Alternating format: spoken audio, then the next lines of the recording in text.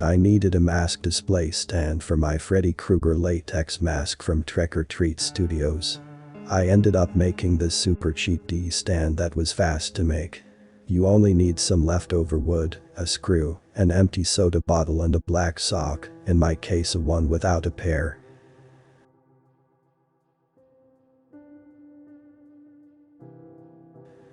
I screwed the soda bottle cap to some leftover wood.